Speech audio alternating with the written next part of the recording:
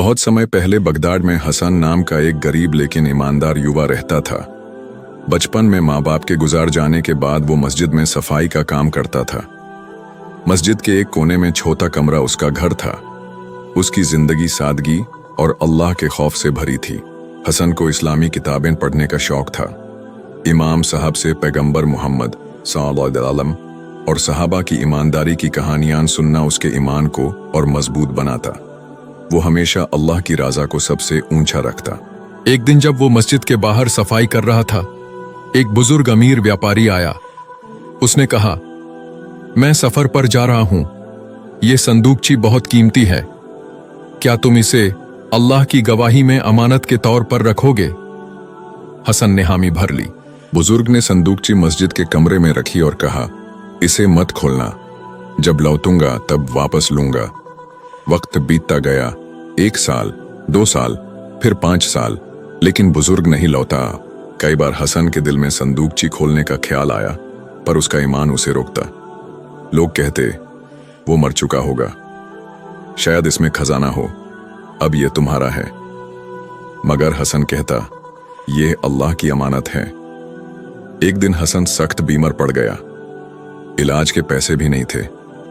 भूख और बुखार में अल्लाह से दुआ की, या अल्लाह, मुझे सब्र दे और अमानत में खयानत से बचा। अगले दिन एक चमत्कार हुआ। वही बुजुर्ग व्यापारी वापस आ गया। थाका मंदा था लेकिन जिंदा था।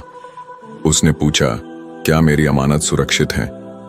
हसन ने उसे संदूकची वैसे ही दिखा दी जैसे छोड़ी गई थी। बुजुर्ग रो पड़ा, बोला, बेटा, ये सिर्फ संदूकची नहीं थी, ये मेरी पूरी दौलत थी। ये एक इम्तिहान था, तुम ईमानदार हो, आज से ये सब कुछ तुम्हारा है।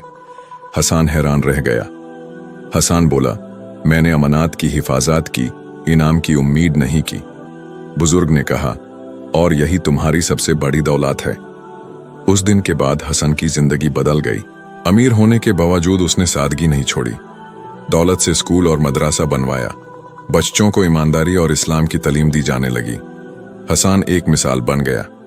अल्लाह उन लोगों को पसंद करता है जो अमानत में खयानत नहीं करते, चाहे हालात जैसे भी हो।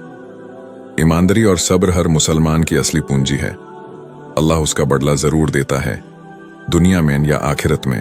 अमीर होने के बावजूद उसने सादगी नहीं छोड़ी। दौलत से स्कूल और मदरसा बनवाया। बच्चों को ईमानदारी और इस्लाम की तालीम दी जाने लगी। हसन एक मिसाल बन गया।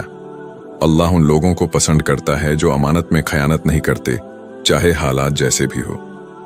ईमानदारी और सब्र हर मुसलमान की असली पूंजी है। अल्लाह उसका बदला जरूर देता है, दुनिया में या आखिरत में।